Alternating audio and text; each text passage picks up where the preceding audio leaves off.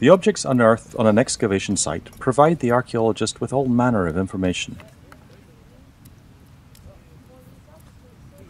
At Morea, near Alexandria, the coins discovered are from the Ptolemaic period, and as such are of particular interest to the numismatist Thomas Fauché, a specialist in coins of that era. Yes. How were these coins made? Very little information has survived about minting techniques. Experimental archaeology can try to fill in these gaps in our knowledge by recreating a monetary workshop under conditions similar to those of antiquity.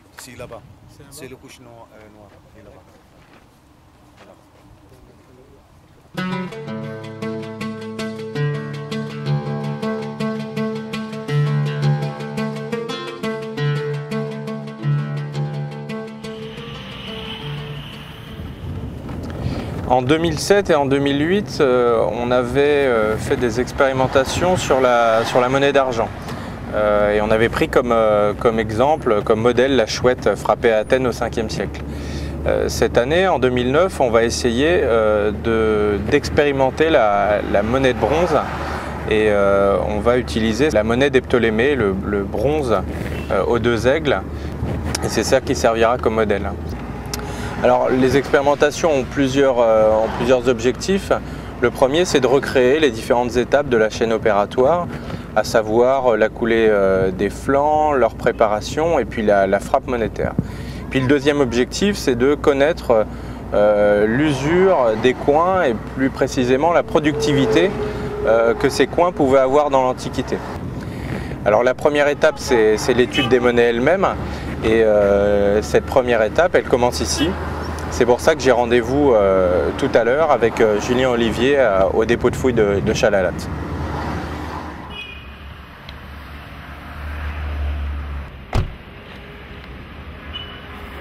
The old armory of Chalalat is where the Centre for Alexandrian Studies stores and restores all the archaeological material discovered during its excavations: ceramics, mosaics, and coins. À la mort d'Alexandre le Grand en 323, un de ses généraux, Ptolémée, va s'installer en Égypte, et plus particulièrement ici à Alexandrie, et sa dynastie va tenir le pays pendant près de 300 ans, jusqu'à la mort de Cléopâtre, 7, en 30 avant Jésus-Christ. Alors aux yeux du numismate, les monnayages émis par cette dynastie sont tout à fait intéressants. Par exemple, les monnayages d'or et d'argent sont frappés selon un étalon plus léger que ceux utilisés par les royaumes hellénistiques concurrents, et le change obligatoire amène de nombreux revenus aux caisses royales.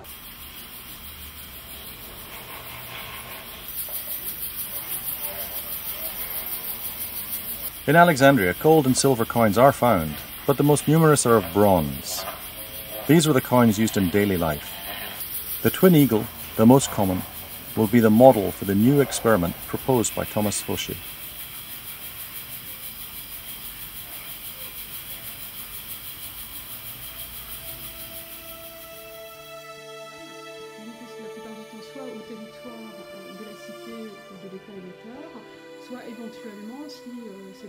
In the course of their research, numismatists can consult the many coin collections spread around the museums of Europe. Among them is the Cabinet de Médailles in Paris, France's oldest museum. Here there is a large selection of Ptolemaic coins, in gold, silver, and bronze. What were the characteristics of the money minted by the Ptolemies? What exactly was it used for? Il faut savoir que déjà, la monnaie d'argent ne circule pas de la même manière selon les types avec lesquels elle est frappée. On a des monnaies communes et des monnaies locales, sachant que la monnaie de bronze est en fait, en principe, une subdivision de la monnaie locale. Et donc la circulation de la monnaie de bronze est généralement très limitée sur le plan spatial, limitée la plupart du temps soit au territoire de la cité ou de l'État émetteur, soit éventuellement, si cet État émetteur a une zone d'influence un peu plus importante, la monnaie de bronze à ce moment-là souvent recouvre, au moins partiellement, cet espace de domination. Ce qui est sûr, c'est que à partir de thèmes très simples, le Zeus, dit Zeus Ammon, mais qui est en réalité une vieille divinité grecque au droit, et l'aigle de Ptolémée Ier au revers, les conseillers des Ptolémées ont créé un système d'image extrêmement subtil qui a fonctionné pendant 3 siècles. En même temps, probablement au fur et à mesure que l'usage de la monnaie s'est répandu, la qualité technique de la frappe de ces monnaies a décliné. Et on arrive à la fin du second siècle et au début du 1er siècle à une monnaie presque unique, une monnaie pesant dans les 8 grammes, qui est d'un style assez mauvais et surtout d'une qualité métallique très faible. Ce qui est curieux à ce moment-là, c'est que ce module de quelques 8 grammes est pratiquement la seule pièce frappée par le royaume pendant plus d'un demi-siècle. Et ces pièces servent effectivement à tous les moments de la vie quotidienne.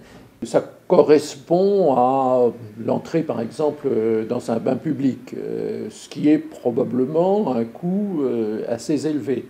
Et puis on voit bien que dans une population paysanne pauvre, ça permet d'acheter un gobelet d'huile, ça permet d'acheter un sachet de sel, ça permet d'acheter des choses qui sont indispensables à la vie quotidienne.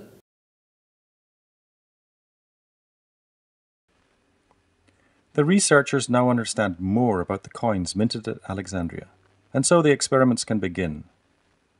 As in previous years, these will take place in France, at Mel, using the equipment available at a centre dedicated to ancient metallurgy and open since 1996.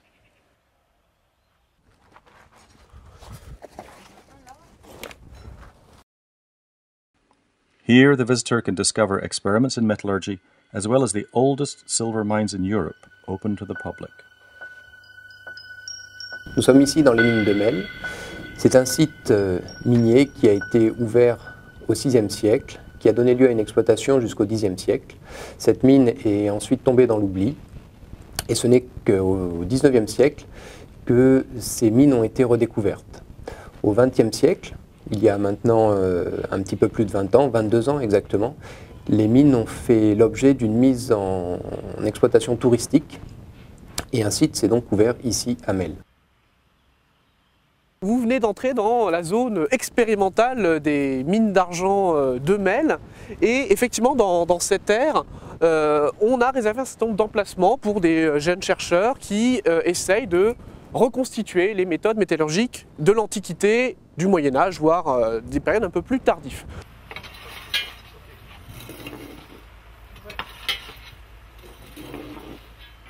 Pour cela, cette expérimentation est divisée en 2 parties.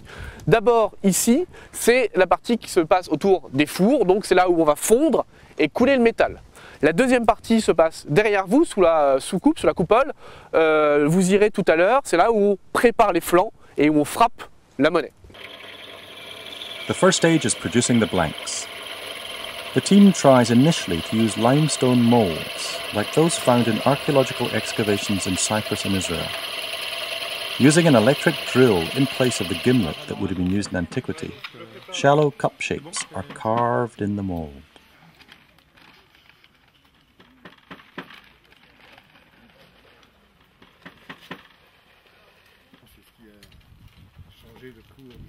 Bronze, an alloy composed here of 92% copper and 8% tin, melts at over 1000 degrees centigrade.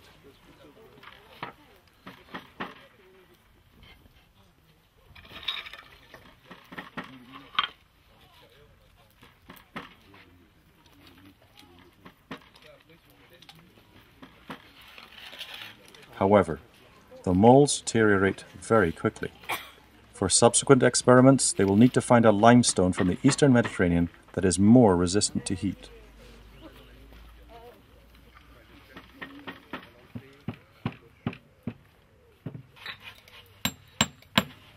For now, the team resolves to use molds made from foundry sand, a mix of clay, oil and sand, which they have already successfully employed.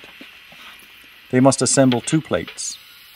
The first with a series of shallow depressions connected by narrow channels, and the second that acts as a lid.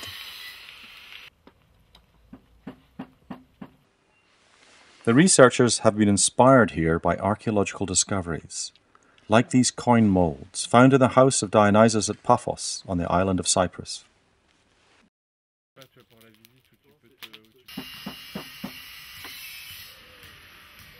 When the molten metal is poured, it flows through the channels, filling the depressions one by one.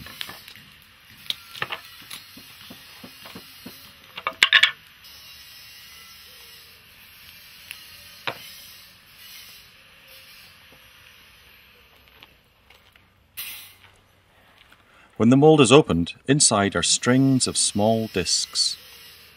After a few weeks of practice, the results are very satisfactory. The team has produced something very close to that which archaeologists have unearthed in their excavations.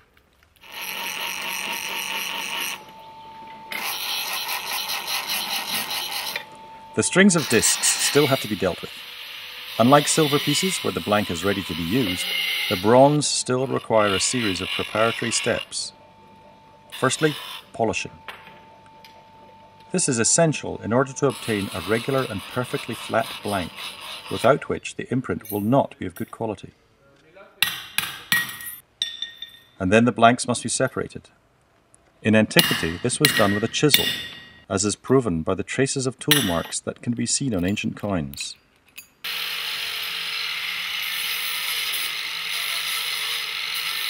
After some successful attempts, the team uses modern methods in order to increase productivity.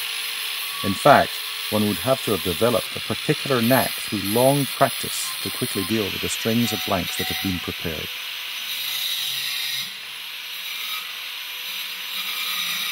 As with previous experiments, it is the striking of the coins, and thus the wear on the dies, that is of primary interest to the research team.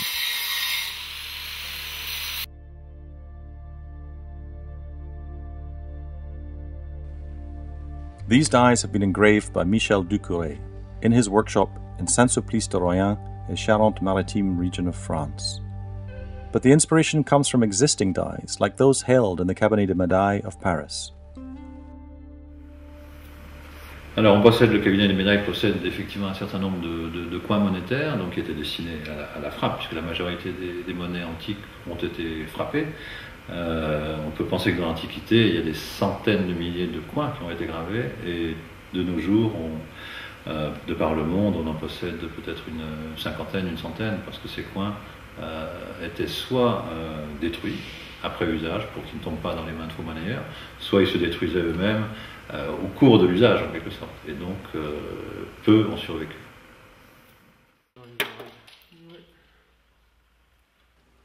As the coin is struck, the dies are held firmly on the anvil to avoid accident and to ensure maximum productivity. The team has now mastered the art of hammering. After striking more than 17,000 coins during the first two experiments, the hammer blows are on target, even if it is turning out much more difficult to mint bronze than silver. As in antiquity, the strike is done with a sledgehammer. At Mel, they are using a 5-kilo head, similar to that which can be seen on this coin from the Roman era. On a frappé des monnaies d'argent les 2 dernières années. Cette année, on frappe du bronze, mais l'année d'avant, l'été d'avant et l'été encore avant, on avait frappé de l'argent. On avait frappé plus de 17 000 monnaies. On avait montré que le coin de droit, puisque c'est celui qui suit le moins vite, pouvait frapper jusqu'à plus de 10 000 monnaies. Un petit peu plus de 5 000 la deuxième année. Là, on a déjà notre deuxième coin de droit. C'est-à-dire que le premier coin de droit est déjà complètement usé. Il a été usé au bout de 1500 pièces. Et celui-là est en passe d'être usé aussi relativement rapidement, alors que c'est un bronze et que c'est le même alliage que les autres années. Ce qui montre que la frappe du bronze use beaucoup plus vite les coins monétaires que la frappe de l'argent ou de l'or. Le deuxième intérêt, c'est d'essayer de trouver un nombre, alors évidemment on ne va pas trouver le nombre exact, mais un nombre moyen de pièces qui a pu être frappé par ces coins. Puisque vu que ces coins étaient gravés à la main, on est capable, nous, quand on a une série de monétaires, frappée par un roi, une cité, de différencier chaque coin qui a été utilisé. Alors si on arrive à connaître le nombre de monnaies qu'on peut frapper avec un coin, il va suffire de multiplier le nombre de coins qu'on a réussi à étudier sur notre série monétaire, de multiplier par le nombre qu'il a pu produire, on aura le nombre de pièces au départ qui a pu être produit. Donc ça va nous donner des informations sur le nombre de soldats qui ont pu être payés pour une campagne militaire ou des choses comme ça. Donc des implications beaucoup plus historiques que le côté très technique qu'on a ici. After the last visitor has left, the work continues, sometimes late into the night. The experiments undertaken at Mel over the past 3 years have already been very instructive. Much more is now known about the durability of coin dies and about the various stages in the chain of production. But there are still many questions to be answered. Would a change in the composition of the bronze die lead to different results? Does the team's lack of experience have an effect upon the wear in the dies? When striking small coins, does the die wear out more quickly? To answer all these questions, and no doubt many more, it simply means more projects for the research team. And the coming years will see them once again in the experiment zone of the Ancient Metallurgy Centre at Mel.